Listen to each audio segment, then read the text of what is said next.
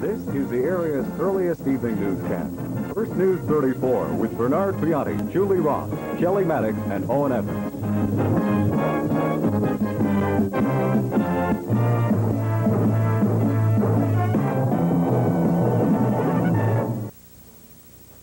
Good evening. In London, the second hostage story concerning Iran and Iranians has ended. It ended today with abrupt suddenness and in tragic, if melodramatic, fashion. The siege at the Iranian embassy ended with two ear-splitting explosions followed by a fusillade of gunfire. They rocked the besieged embassy and it was engulfed by flames. 3 Iranian Arab gunmen had been holding an estimated 19 hostages inside. 8 people were seen walking out of the 5-story townhouse a short time after the explosions. The fire appeared under control about 1.5 hours later. 2 others, their conditions not immediately known, were carried out on stretchers. A short time before the explosions, the body of a dead man was shoved from the building. The rest of those inside were not immediately accounted for, but the building was reported cleared 35 minutes after the explosions. Ayatollah Khomeini's Iranian regime has refused to negotiate on the gunmen's demands for the release of 91 Arab militants imprisoned in Iran's oil-rich Khuzestan province. Immediately after the explosions, dozens of shots were fired outside and inside the embassy. Police ordered reporters stationed about 200 yards away to take cover as thick black smoke poured from the back of the building. The Iranian demonstrators, who had been milling around about 400 yards down the road, started thunderous yells of "Long live Khomeini." 3 more shots were heard after the explosions and flames poured from a second-floor window. 15 minutes later, police with stretchers raced toward the building and started carrying out the bodies. Police tore down barricades so firefighters, covered by marksmen, could get through to fight that blaze. A London police spokesman said he has no immediate details on casualties. He says some of the Arab gunmen were taken into custody. He notes at the request of police and with approval of the Home Office, units of the Special Air Services were employed in the final moments of the siege. Julie? Thank you, Bernie. The Court Street project in downtown Binghamton finally got off the ground today. There had been reports of different starting dates, including one of April 1st. Then it was mid-April. And then last week, the most certain of all dates.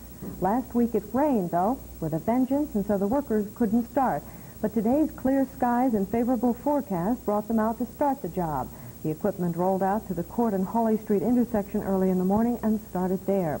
Traffic only in the intersection was cut to 2 of the 4 lanes, the westbound lane, and as of mid-afternoon at least, there was no traffic problem. The Court Street project will take 2 construction seasons, and there will be little, if any, traffic interruption or slowing down if present plans hold.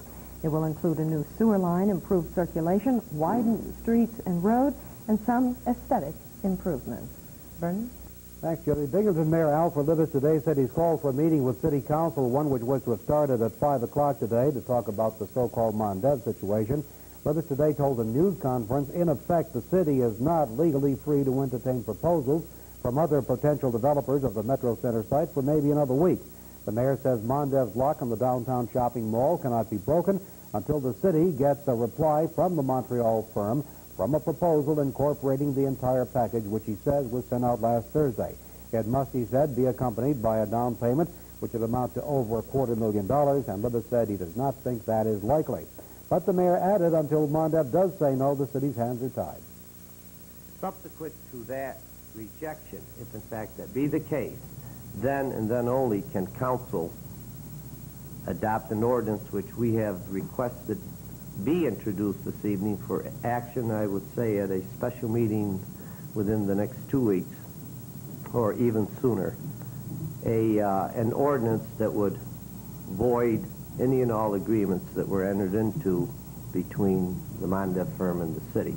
So the process has to be in accordance with the initial agreement of July 1978, whereby we have now completed all the work the city was responsible for. Well, there are some differences of opinion about the exact interpretation of that.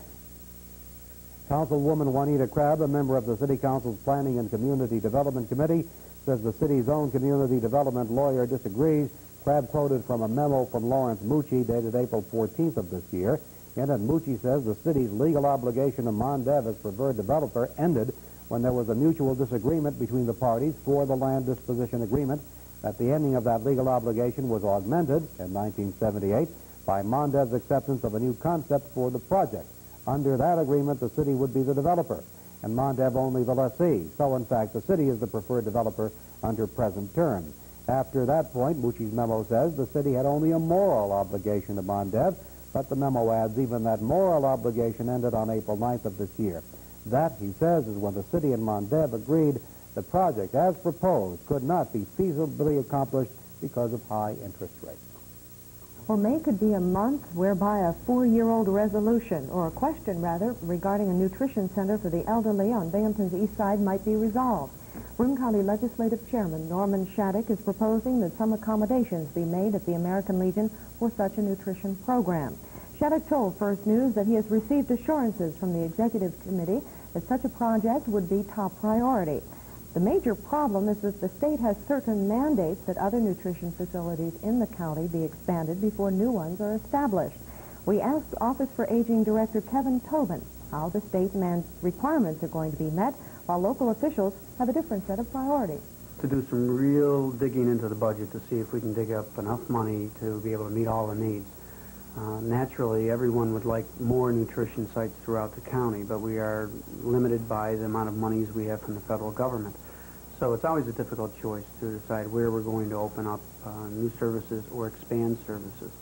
And in a week or so, we should have those data together in the office and come to some kind of determination.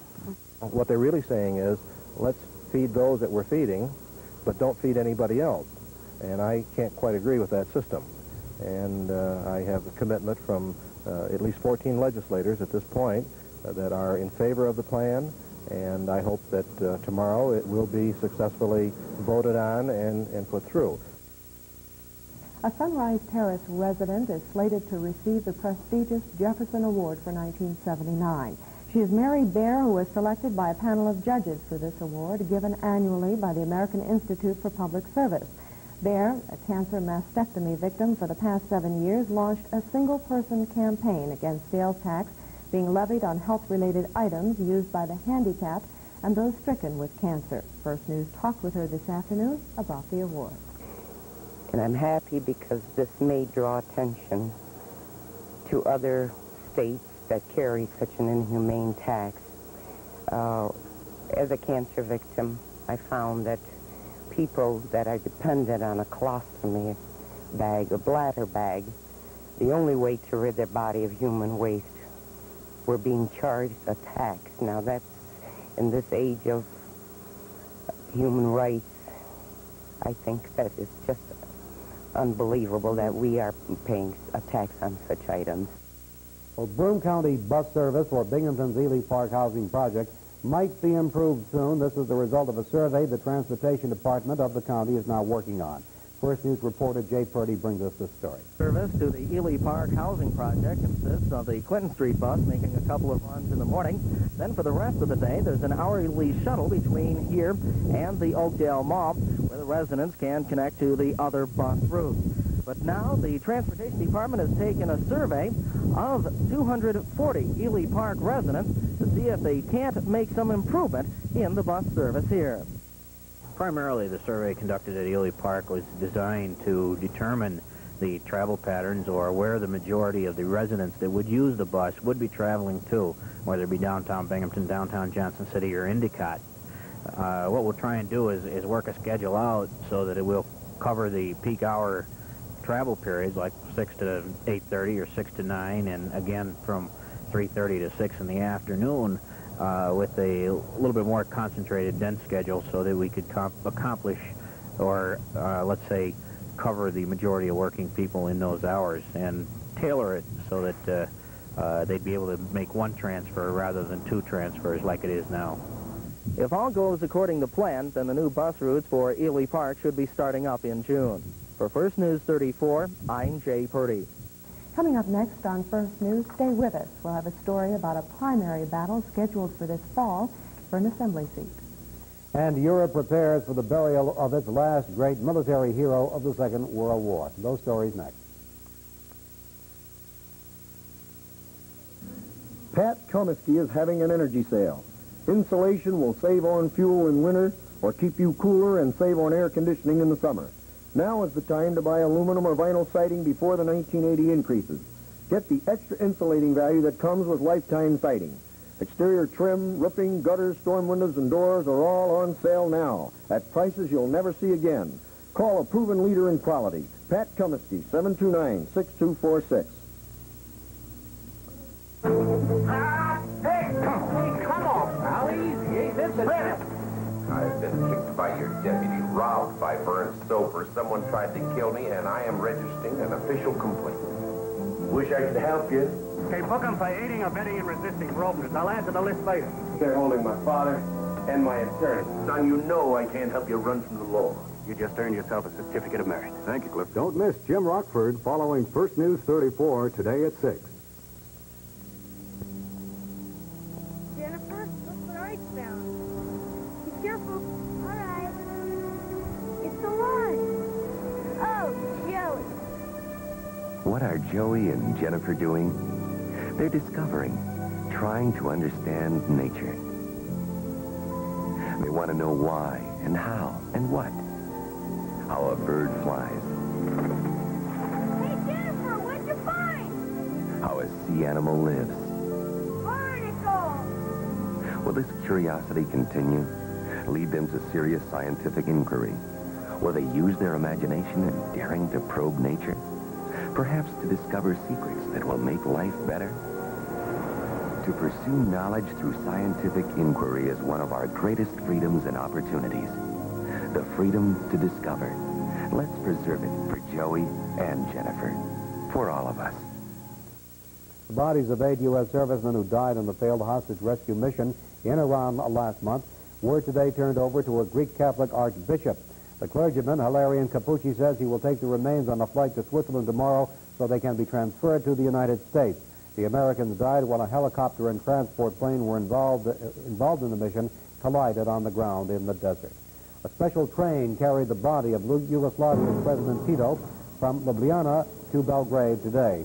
It will lie in state at the Parliament building in the capital until the funeral Thursday. Burial will follow in a Belgrade suburb. Tito died yesterday at the age of 87 after a protracted hospital stay caused by a variety of medical problems, including heart trouble. In May 1977, Vice President Mondale met with Tito during a special visit to Yugoslavia, and the White House today announced that Mondale will head the United States delegation to the funeral. Julie?